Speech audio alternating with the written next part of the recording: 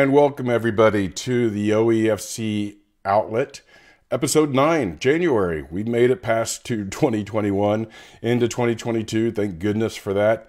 And I couldn't be more excited for the year that's coming up for us. I think we're well positioned for the year and have some really neat things going on. We'll talk about a couple of them. And then I'm super excited about the guests that we have. We're going to talk to boys Director of Coaching Jimmy Hampton, give us a little bit of insight into the boys program, into kind of how they do things a little bit differently, and then some of the great teams that we have within our boys program. Youngers, olders, we've really got some phenomenal players all the way down. So it'll be a fun conversation, I believe. And then we'll talk a little bit about something special. First, though, I wanted to kind of address something that has been out in the public for a while, but from an energy standpoint, I want to make sure that everybody sees our point of view on it. Hopefully everybody at this time knows about the Energy Pro team taking the next year off as a season. They were faced with the insurmountable situation with their field and not being able to get around and have time to find another complex. And it just wouldn't have been the same thing if they had to try to cram a season into a different complex. So they made the decision to take the year off and are looking to come back in 2023. Having talked to some of the leadership over at the Energy Pro and knowing some of the leadership, I'm fully confident that they'll be coming back. I'm fully confident that they'll be stronger than ever. But I really want to just make sure that everybody understands that our Oklahoma Energy program is stronger than ever, that we are operating at full tilt and really putting our name out there for Oklahoma soccer. If you have a chance, you definitely want to come out and see our kids play. We have kids all the way from 11-year-old all the way up to 19-year-old. So some really great competition out there, and we're carrying the Energy banner for the next year. So I'm talking to you, Grid. If you are dying for some soccer, you're looking for some rivalry soccer, I've got the games for you. Even look at our boys ECNL, Tulsa Soccer Club. We're playing them in February. So if you're looking for that Tulsa-Oklahoma City rivalry, that's the game to be at. Girls are playing Tulsa in April. So make sure you guys are following our social media and looking for updates on games. We'll be posting when those games are. Some really great Dallas, Texas rivalries. I mean, OEFC versus FC Dallas. That's some really great competition there. I think everybody would be really enjoying those games as they were out to see them.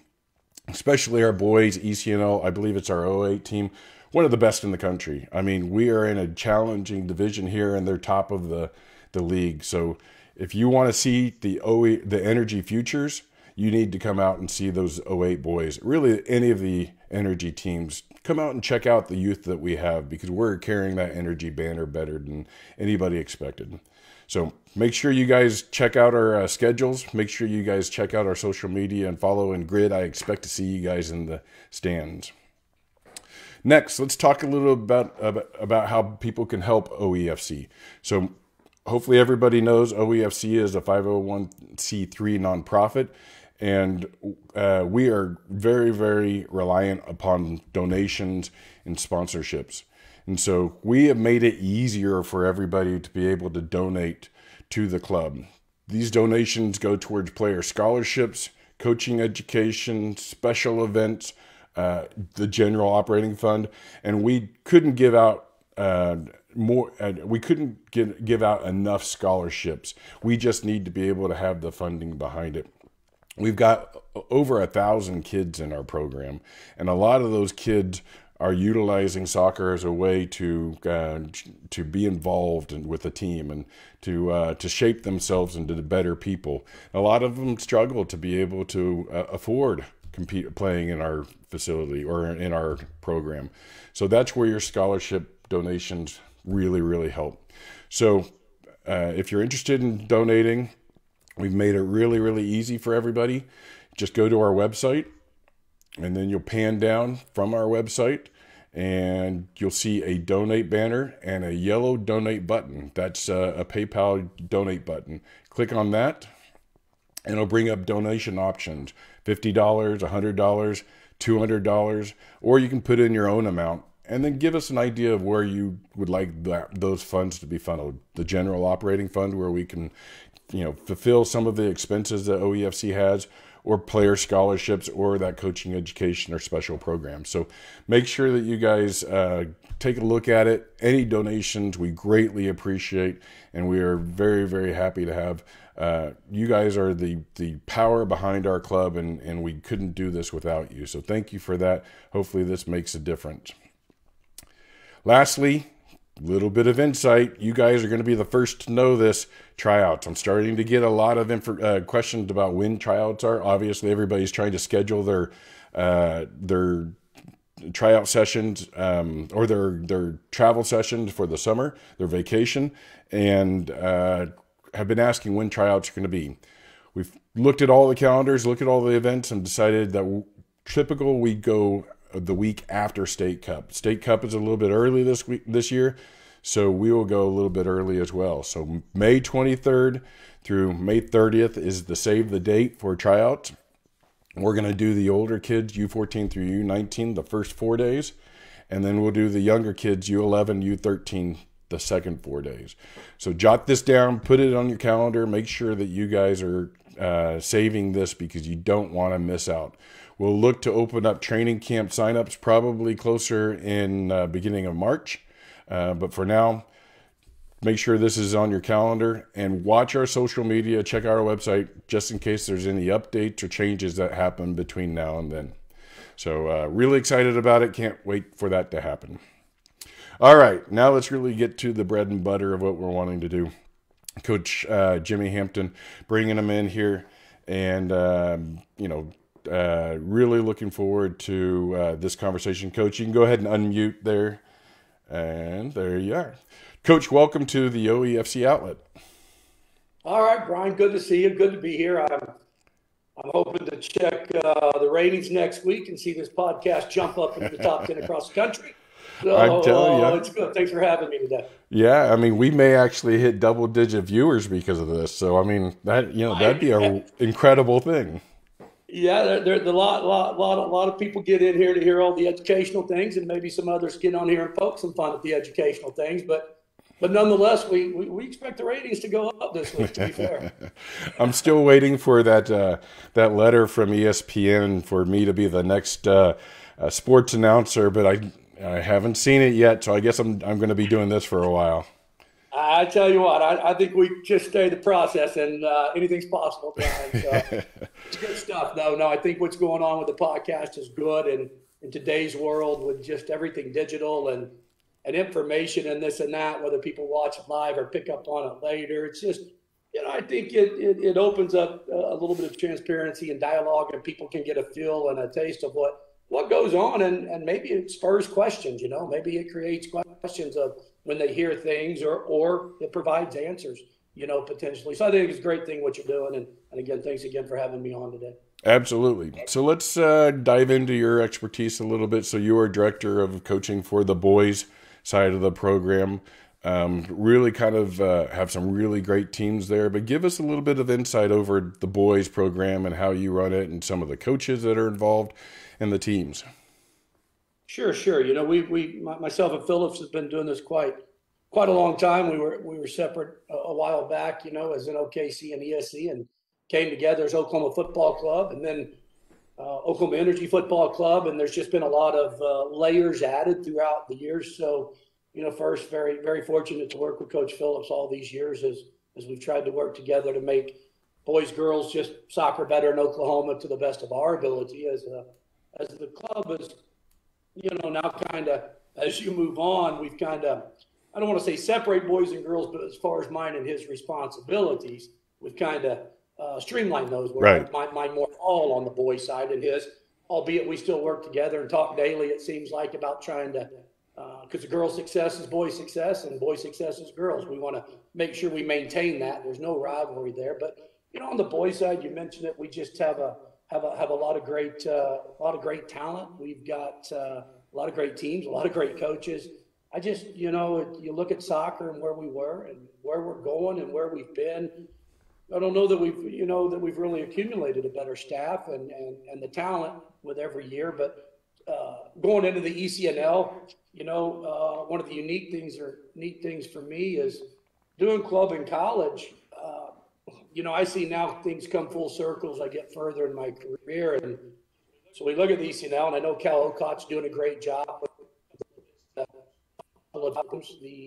03, 04s, I know, I think, or 05s. You got Mark Howard, who's the ECNL director, came out of Energy, and he kind of runs that program on the fine tuning days. So Cal played college years back for me, 10, 12. Now he's a very successful coach in the ECNL. It's a cool thing, right? So we've got Dave Kunitz involved there in the ECNL, and that kind of Howard, Kunitz, and Cal are kind of the guys on the ECNL. You've got the RL, which kind of propels into it. And you got Ike, one of our kids that came up through our club in there. You got Noor, kind of an old timer with me, been around a long time. He's a special guy, and he's been playing for quite some time. He coached my kids and had so much fun with him. That's great. I knew him coming up as a player, then got into coaching, and we kind of worked together. Or took off to Chicago for, I don't know how long, 5-7 years to do some coaching up there, and he's come back to finish his career. So he has so much, just a wealth. Sometimes people don't understand the value of the experience a guy has, and he certainly got it. Bray, one of our kids that played in our club, again, like Ike, involved in the RL, and Yowzy, one of the local boys. So it's just, you look at the NL and the RL, and it's just doing very well in our 2-year in the beginning. And then, to feed that, I mean, you got to start when they're, in the academy and in OKC and ESC, and then the 11s and 12s.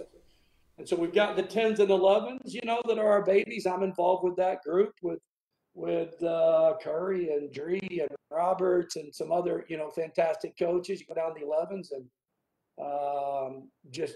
I think Crick and Owen are on a team, and some others. But the list of coaches just goes on and on. When I name these coaches, I'm so excited of the work they do.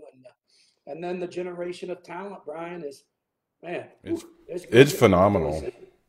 It is. It just we had a session last night outdoor with the 10s, so they're under 12, about to compete in ECNL maybe next year. And just sometimes you just catch yourself, because I've been in it so long, that what they're doing at 12 is under 12 is just things I think we were doing at 15 and 16, 15, 20 years ago. So the evolution of this game is very cool to be a part of and see the daily growth. So yeah, I couldn't be happier with where we're at, where we're going, and the people that are involved, and being a part of this Energy group. And I would like to say one thing you mentioned on the giving to Energy.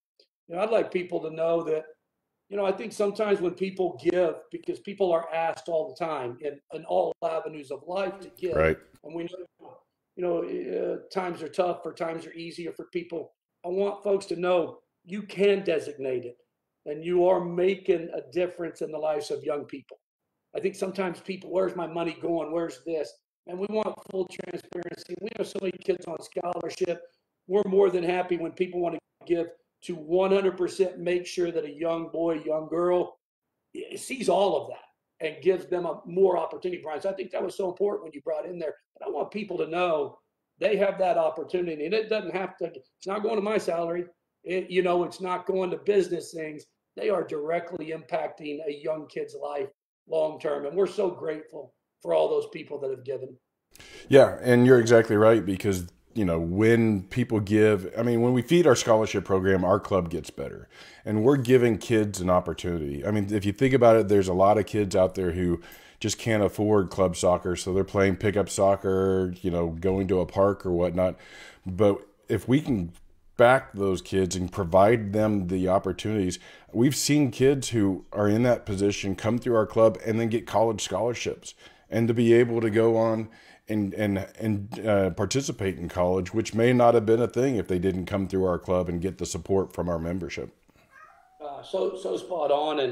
And really, when you look at it, because it could be from Girl Scouts, Boy Scouts, to someone raising money for a softball team. I get asked, neighborhood kids or whatever they are. And man, I just, anytime I can afford anything to help a kid regardless, again, what organization, whether it's $10 or 20 or 50, it's an easy thing to do to support youth in their quest to grow. And again, whether it's soccer and, people, one of the things you mentioned, and we hear this a lot is, the pay to play. And people, well, why is it expensive? Because again, some know, some don't. Well, our sport is still very young. And when you look at soccer, it's kind of referred to, obviously, the college level as an Olympic sport. We Right. know in the youth it's all across. But when you look at it and they say pay to play, it's the sports of basketball, football, baseball, wrestling, whatever, quote, American sports, if that's how you want to term it, have been around forever. Kids are in the school system early, with soccer being in such its infancy from playing, coaching, infrastructure. There's no other way to get qualified professional coaches to work with young people every day and then them still be able to support their family. Hence, that's where it's become, that's the business side of the model. And it's, oh, there's your cat helping us out. There we go. I told you he was going to make an appearance. I love it. Bored. But that kind of goes back to the giving. While we try to keep the cost as low as possible, the reality is, again, it is a profession. It truly is a profession today, and the giving supplements so much of these things for these young people. So we're just so appreciative of it. And we want folks to know that we never want to increase anything. We're not making money, right? Everything just kind of evens out at the year as an organization. And it's not like we're a nonprofit for children. So we're not trying to pad anything. We're just trying to not go under, from a business standpoint, right? Yeah, absolutely. So let's talk a little bit about that. I just want to touch on, because I think it's really important and amazing to me, the staff and the qualifications of the staff that we have on these teams. I mean, I've always said it. I still believe it. We have one of the best staffs in the state when it comes to youth athletics. And we're backed by those certifications, those licenses, trained coaches. And, when you can be a 11-year-old kid, development kid, you're just getting introduced to soccer, and you've got a college coach as your coach. I mean, I think that's an amazing opportunity. It's not just a dad who's interested in soccer or played in college or played when they're young. We've got somebody who, on their other job, gets paid to do what he's doing for you, and or she is doing for you.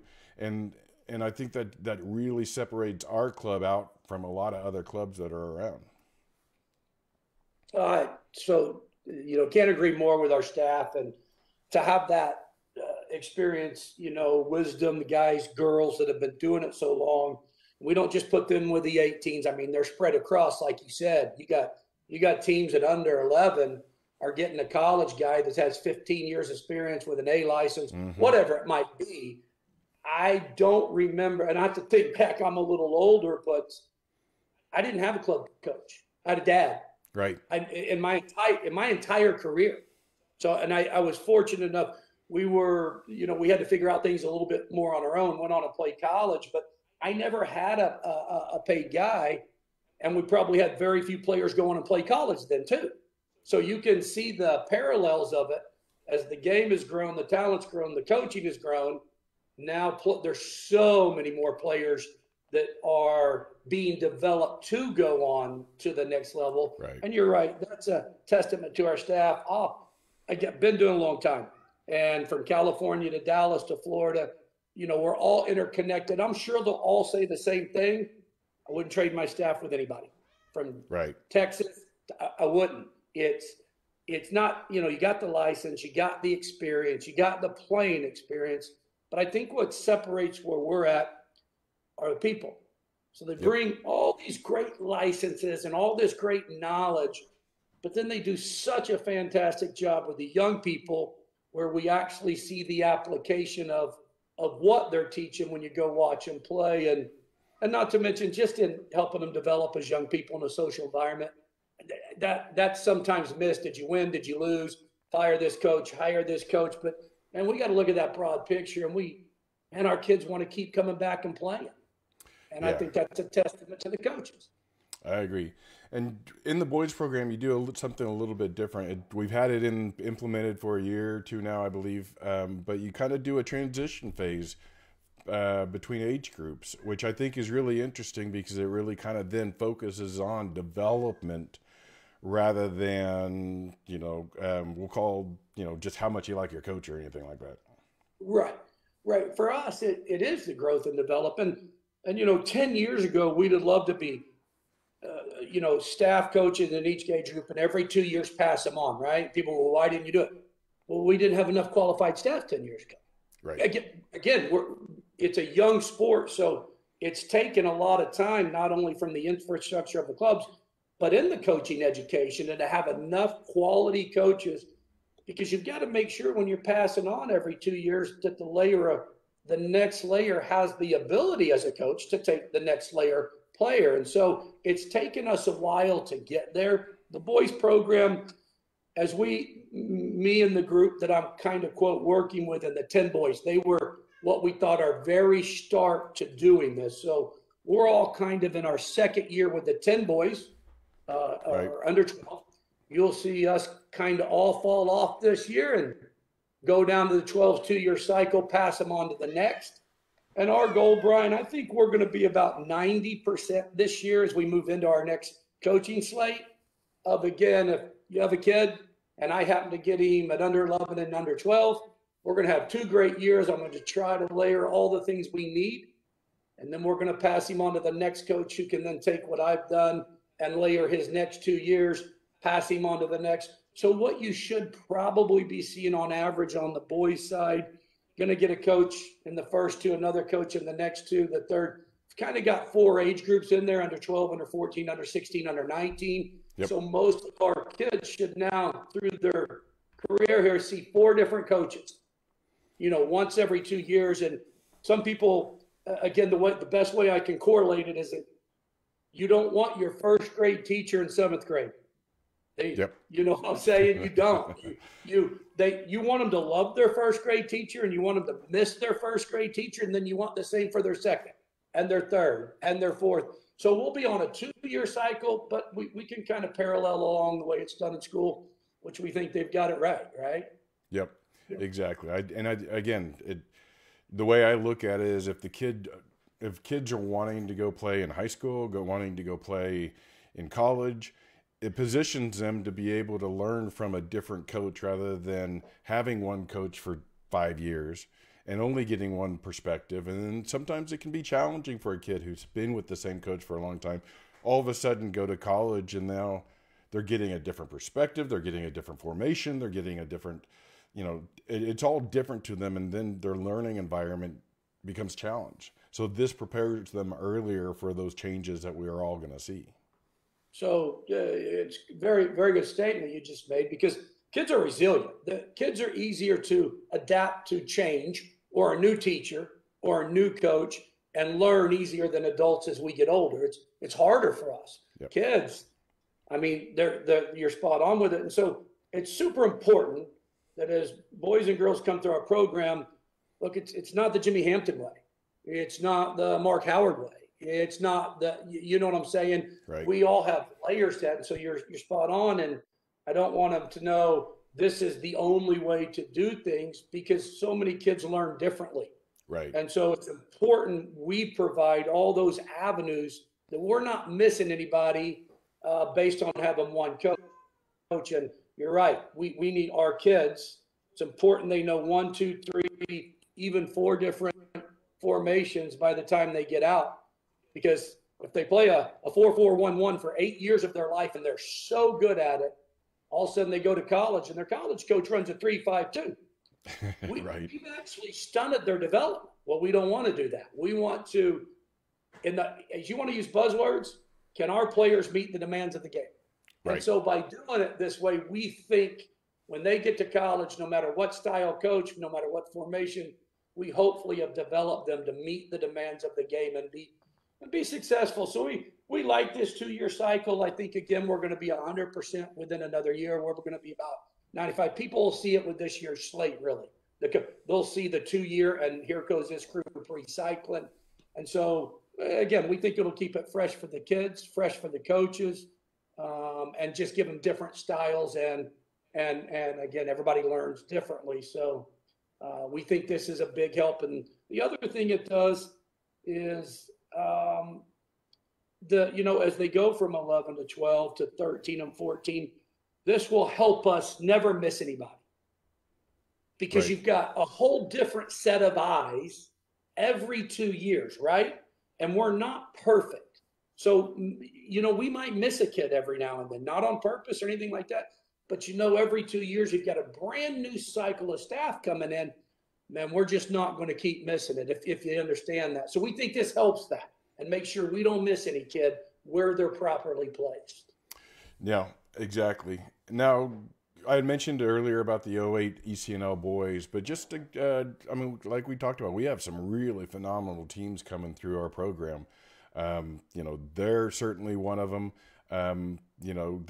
Heck, I even watched an '08 Navy boys, a third team, beat an ECNL team in the showcase a couple of weeks ago. So the depth of talent that we have in our age groups is amazing. But give me a couple of highlights of the teams that you've been exposed to, and really who to watch out for. The 08s are they're super talented. I know we got there's your man, and again, I hate to. I've got his little brother, but Junior. He's a kid that the folks ought to come watch on that. And there's a lot of them, so I want to be careful. But he's a kid that catches my eye, and he plays for Howard on the 08s. It's funny. I think he's at every one of my 10 trainings, just knocking a ball, just buzzing about. Not necessarily in my session per se, but. Man, that Junior, on the 08s he's something special. And that team is, and I think as we get into these teams, the 07s are super talented. Cal's done a fantastic job on the 05s. Right. The 04, 03s, I'm going to tell you this. I know their record is not great. Let's be honest. You can look at it, so we're not saying anything nobody knows. There is talent there.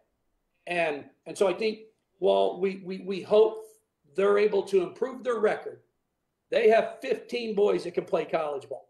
Right. So the ball maybe not have bounced their way. They might have not had the luck. Maybe they've had some injuries.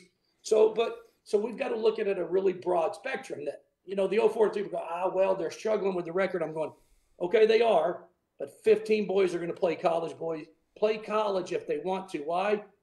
Because they're super talented young men. They've stayed the course. And so I think we have to look at not only how those teams are competing, but are individually hitting the mark. And the 04 and 03, again, I'm going to tell you, there is some talent.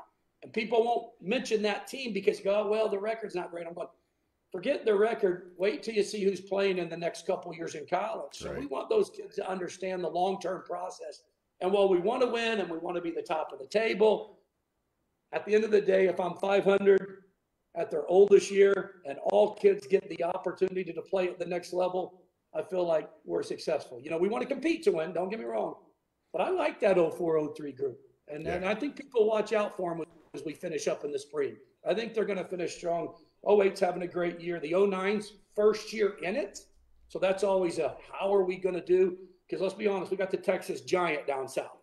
And no disrespect to anybody else, right? But we're not playing in some of these other states maybe that aren't Texas and California produce more national team players than anybody. And so when you look at the league we're in, top league we're in, better, I would say strongest ECNL division across, our 09 boys have done really well. And that first year, it can be tough going into the Solars and the FC Dallas, the Texans. So I'm just proud of what they've done on a national level, these coaches and these players and these teams. And so continue to be excited and see how they do in the spring and continue to grow.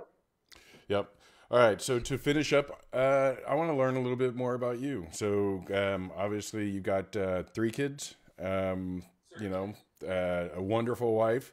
Tell us a little bit about you and where you came up. How did you get involved in soccer from the beginning, and how you got to where we are now? Well, I don't know how exciting it is, but I'll share it just the same. It's funny how I started soccer. My parents were divorced, and growing up when I did, played football in the fall. You wrestled and played basketball in the winter. Played baseball in the spring. Didn't play soccer. That's just the way I grew up. And you went from sport to sport. Nobody specialized. And So every spring I'd play baseball, but I'd have to quit in June because my dad had me in the summer. So I'd had, the 3 months in the summer with visitation. And so my dad didn't like me quitting halfway on any team, but that's just the way my visitation would run.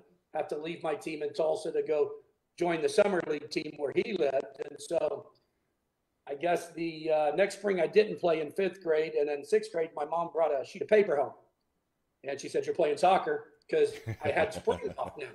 And I guess as the story goes, because I was just, I was a boy and probably broke a lot of windows and just didn't need to be off the spring while I was at my mom's house. So she signed me up for soccer. And truth be told, I'd never seen a game.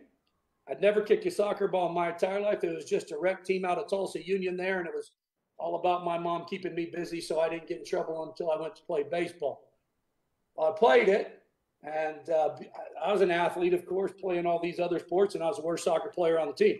I might have been the best athlete, but, buddy, I was the worst soccer player. And I'll be honest, I think that's what caught my attention because all of a sudden, it challenged me. There are other people, yeah. You know what I'm saying? It became and that's the long story short on how I got caught up in it. And I played all the sports, and then right around my sophomore year at Tulsa Union, I felt like soccer was where I wanted to go, and was no longer the worst player. I started, I just started in rec in 6th grade. So think about my age that I actually started playing competitive. My first year was 7th grade. Which was normal back then. I mean, nowadays kids start at 2 years old, and when you and I were growing up, I mean, you didn't think about starting until you were 15, 14, 13. Right.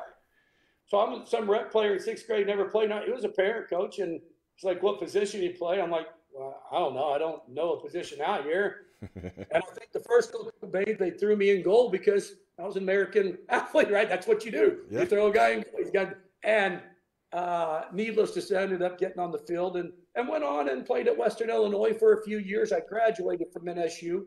So I played 2 years at Western up in Macomb and finished my career at NSU, played with Tulsa Roughnecks, Sizzle and Sousel leagues a couple years after that. And then was working at Tulsa Memorial. I hadn't quite graduated from college, but they hired me as kind of a lay coach, not certified yet. And I did that 2 years and then was prepared to work for them and had family in Chickasha and came down the summer, visit my grandparents. And I don't know, AD heard I was in town, called me. Chickasha being new and not, man, I took the job on just to move and try something different. And from Chickasha to USAO to Edmond Soccer Club to OEFC. Yeah, what a train ride. I never had a dream, Brian, and I will tell people to trust the process because I never had a dream. I had a dream to be a high school teacher and a high school coach. Right. That's what I was going to be and be the best. And that was it. And doors open. Just through working and Edmond opened maybe because my daughter was playing and was with a good group, and then I'm at Chickasha and USAO wants to start a program. And it was funny when I came into ESC, the team I started with, which was Drees when I started coaching, they were academy age, was based out of NOKC. Okay. I was working out of NOKC, but they didn't have an NOKC competitive umbrella. They had NOKC competitive teams, but not a DOC. So my kids were 8, 9, and 10, whatever, Drees group, Chelsea Cody, Kaylee Garcia, Taylor Fain, some of these older girls, they're playing there. Well, Phillips at that time is at ESC. I think working for Bobby, we don't know each other. Things aren't there. We don't know each other. And so ESC is looking for a DOC, and I've got a team at NOKC. Somehow I wind up taking the girls' DOC job in the meantime. I guess NOKC's talking to Phillips, and they hire. We still don't know each other. We're crossing ships in the night here. Have no idea, but once we took those jobs, then we kind of started competing against each other. Then a face and a name. And my God, me and Phillips were probably bitter rivals for 6, 7 years, to be quite honest. And it's just funny how things work. And when I say bitter rivals on the field, very, off the field spoke and none of that. The rivalry, kind of like OU and OSU, man. The rivalry really kind of comes from the fans. The teams and schools have great respect for one another. because how can you not? And then, with the Nobles, they were involved at that time. I'd have to go back, and please forgive me. There's a different president at ESC. I can't remember. Danny, I think. We were able to get them together and kind of bridge communities. And funny, the first year we did it, the 11 and 12s were still separate. Right. We only started it at under 13, right? So we're trying to fix all these things and grow. But so we're 11 and 12 in OKC, ESC. Well, under 13, they're going to be OEFC. That was the first year. Second year, we're going, no, we got. So it's kind of an amazing story because there was never a plan. Like, we're going to do this. Just through the daily process of coaching soccer, I've been fortunate to be super surrounded by good people and work with good people and have people that see the long term rather than the short term. Hence, it wouldn't be here. And super just blessed, privileged to have a wife that understands the days, the hours, the time it takes away. Absolutely. And super fortunate to have my kids that they all played. Not because of me. I was a coach before they played, but it was nice to maybe be around each other in that kind of world. So I've been blessed in all facets, but the most important, I think, that's allowed things to happen. I mentioned the Nobles, the McLaughlins. You got Tony Martin running it now. You've had Shane Vigil yourself. You go back to the older school, Pat, at ESC. There's just so many names of people in the past that have Brian. And I know they're not around per se, involved day to day anymore, but I would like to, I'm just so grateful for people seeing a long-term vision, and all those people that aren't here today, maybe day to day, some still are, some of us are still long in the tooth and we're here, but they have helped this. And, we just hope we leave it better when it's our time to leave. Right. Right. Because my time will come, your time will come, Phillips, all of us will come. So we're all only stewards of this game. We're only stewards of what we do. And if we can leave it better for the next group of young coaches and kids and parents and players, we'll be hopeful we'll be looked at as they've done a good job and raised the bar, and the next group can make it better than we have one day because we've able to do some things. So I would tell all kids out there or people that might be looking into it, and we have good days, bad days, and we're judged by a lot of people. It's what we get. But I love what I do, and I do what I love. So I can't be more blessed, I guess is what I'm saying. And the people I work with every day, it's what makes it, and the parents, our parent group at OEFC is phenomenal. Yeah. And you see that. We talk about the coaches and the players, right? I'm telling you, we all know this. But we should talk about the parents too, because if it doesn't trickle, you get what I'm saying. It's a trickle down from that. So you've got good coaches, you've got good kids. None of this is successful without great parents. Right. None of it. Doesn't matter who our coaches are. Doesn't matter what the talent is. Doesn't matter how good our facility is. If we don't have good parents, we can't do any of this. And so, they're right up there at top with all of us. And so we're grateful and thankful for their support of their children, believing in what we do, believing in energy, and we take that with a whole lot of seriousness. You entrust me with your child, Brian, thank you, and now I want to do a great job in return to what you're entrusting me with, because that's your most precious commodity, your son or your daughter, and I take that with a serious heart, and all our coaches do. So we're so grateful for all the parents out there that believe in us and entrust us and believe in our organization. And we just, big thank you to you guys, the overlooked ones probably. And you're carrying a big load with wagons and driving and hotels and food. Thank you. Their support is just amazing. Yeah. And you kind of summed it up. This club has been built on the shoulders of just pioneers and giants, and we couldn't do it without everybody who's lent a hand all the way through: parents, volunteers, great players, great coaches. It's every day I wake up and I'm just amazed at how strong and good this club is for a youth soccer organization. So, and thank you. You're obviously a pillar of the club itself, and thank you for everything that you do. We wouldn't be where we are without you. Well, I appreciate it, Brian. I feel like I'm the lucky one. Again, thank you, and I appreciate it. But I love what I do and do what I love. So I feel like I'm the lucky one, and I'm grateful to the organization, parents, kids, for allowing me to do this. It's the best job in the world. I'll tell anybody. Kids, I know it may sound, people go, why do you get into it? I love kids. Yep. And man, they make my day brighter every single day. I learn from 10 and 11-year-olds, if you can believe that. Oh, I do. They're smart, they're sharp.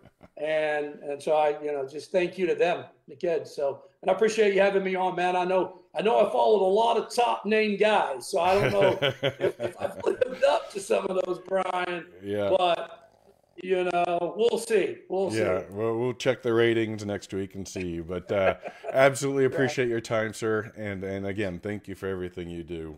Have yourself a phenomenal day. Thanks, sir. Have a good one. Take care.